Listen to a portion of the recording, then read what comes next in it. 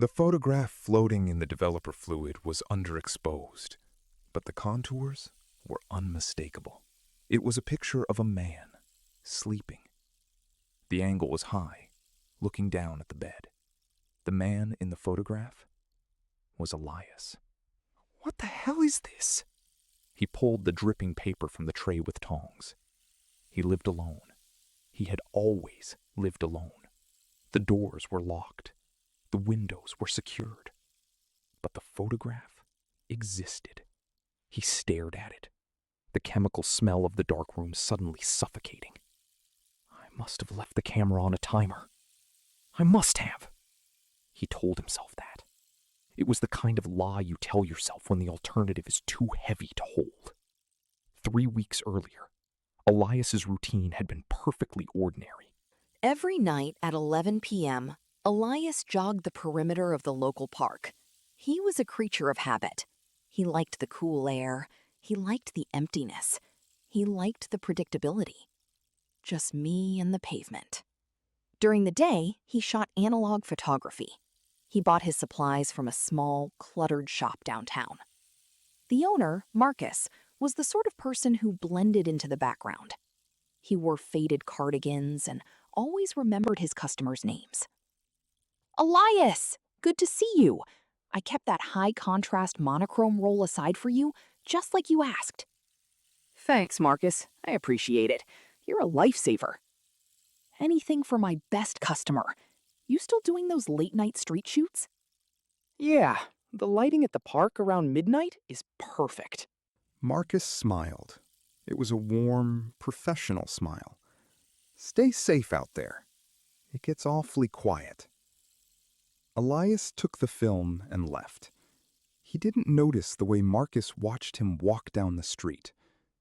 He didn't notice that Marcus had already rung up the exact total before Elias even approached the register.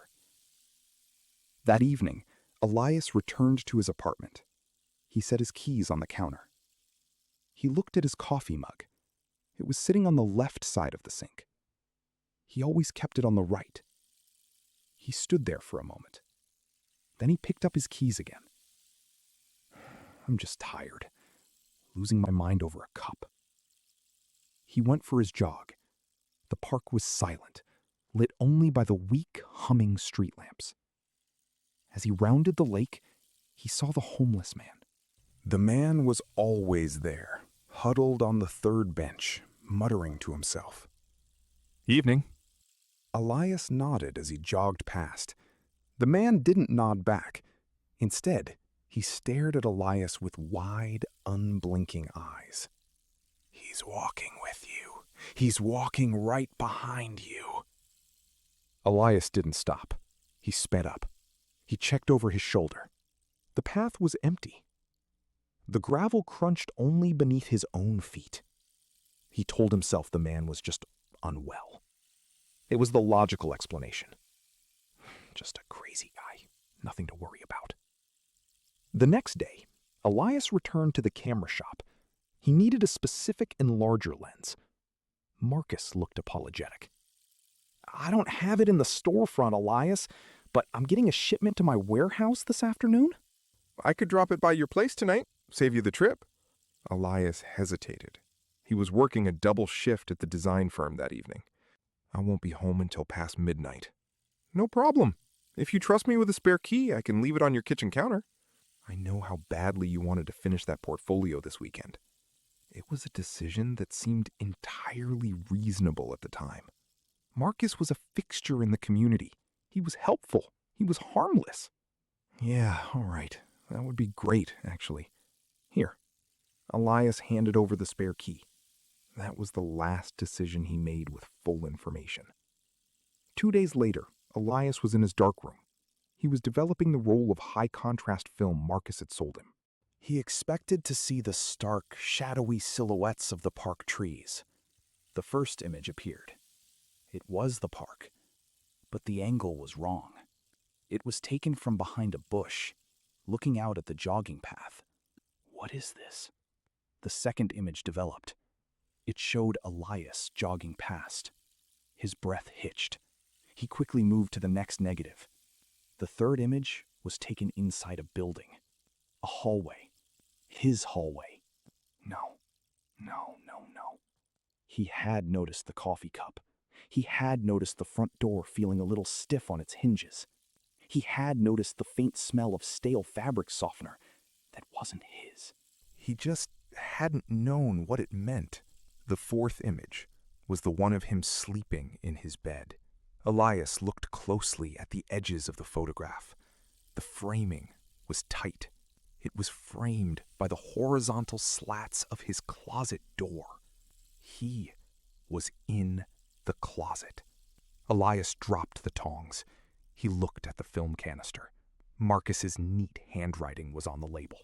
Marcus knew his schedule. Marcus knew he jogged at night. Marcus knew he lived alone. Elias didn't scream. He didn't run. He moved slowly, methodically, to the kitchen. He picked up his phone. He called the police. What investigators would later piece together was this. Marcus had been making copies of keys from dozens of customers.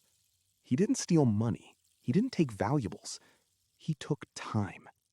He would sit in their closets. He would watch them sleep. He would take photographs and slip the negatives into the blank rolls he sold back to them. We found over 400 rolls of film in his basement. You weren't the only one. But you were the only one he gave the film back to. Why did he give it to me? He said he wanted you to know he was there. He said you looked lonely on your runs. Marcus was convicted of multiple counts of stalking and breaking and entering. He was sentenced to 4 years in a minimum security facility. He was released after 26 months for good behavior. Elias no longer jogs at night. He moved to a different city. He installed heavy deadbolts on his new apartment doors. But every time he buys a cup of coffee, he places it perfectly in the center of the table.